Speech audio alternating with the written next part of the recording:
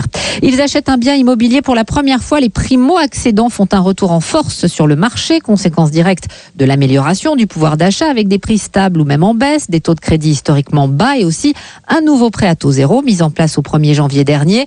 Bref, Aurélien Fleureau, selon votre enquête, toutes les conditions sont réunies pour franchir le pas. Oui, et les chiffres sont spectaculaires. Plus 38% de primo-accédants sur un an, selon le spécialiste du crédit immobilier Empruntis. Au cours du premier trimestre 2016, de nombreux projets d'achat ont enfin pu se concrétiser. Alexandra a été découragée après plusieurs refus. Son dossier a finalement été accepté il y a quelques jours. Avec l'annonce de ce nouveau prêt à taux zéro, je me suis dit c'est maintenant que jamais de toute façon. Donc nous nous sommes dit avec mon conjoint, on retente le coup et puis on a bien fait.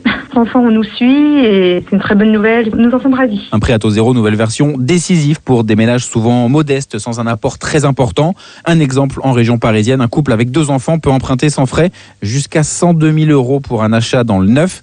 Pour Cécile Roclor, directrice des études d'Empruntis, ces foyers n'auraient pas pu accéder à la propriété il y a encore quelques mois. Sur le premier trimestre, le profil a vraiment changé. Les primo-accédants ont 5% de revenus en moins que l'année dernière.